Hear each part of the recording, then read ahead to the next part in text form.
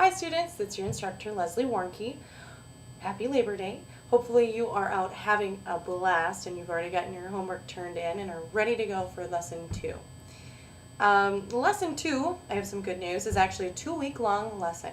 So you don't have to turn in your lesson 2 assignments until Sunday night, the 14th of September.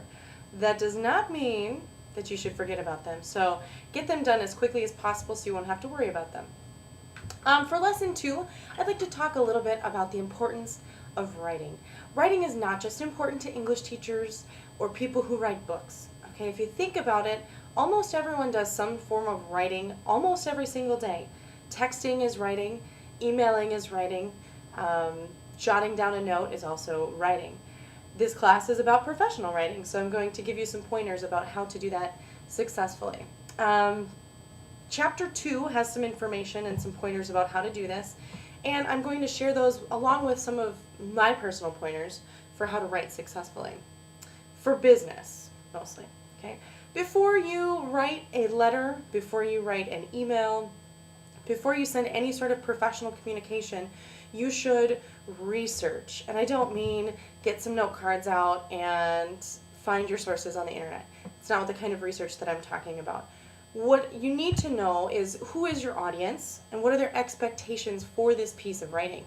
If it's your English teacher, their set of expectations is going to be different from your friend to whom you're writing an impersonal letter, or a personal letter, excuse me. So know who you are writing to and what their expectations are going to be for that piece, because it's different in various situations. Next, you need to plan. This involves your pre-writing process, getting some ideas on paper before you actually draft. The book has some ideas on different ways to plan. They talk about clustering, brainstorming, outlining. I prefer brainstorming. I like to get all of my ideas out on a piece of paper on a list so that I have it in front of me before I get started writing an actual draft. The next step then is drafting. When you draft, this is when you write the first draft of your piece of writing, be it a letter, memo, whatever it is that you are composing.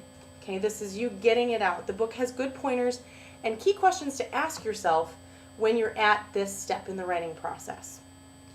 After you've drafted your first version of this piece of writing, you're going to need to go back and revise it. Okay? Revising, I believe, is the most important part in the entire writing process. This is when you reread it, okay? And you figure out if what you're saying in the letter is what you're actually intending to say. Do not skip this step, okay? Do not turn in a first draft, ever. To me, to a future employer, do not ever turn in a first draft. There will be errors. We're humans. We all make mistakes. So know that you need to go back and make sure that you revise. My advice is to read the piece aloud to yourself so that you can hear what other people would hear as they're reading it. That seems to help me pretty well. The last step is editing. What's the difference between revising and editing, you ask? Revising has more to do with the content of what is in the letter, and editing has more to do with putting on finishing touches, checking grammar, checking punctuation, checking to make sure that everything is correct on your piece. The book says that it's like auto-detailing. I like to equate it to dotting your I's and crossing your T's and making sure that it is polished.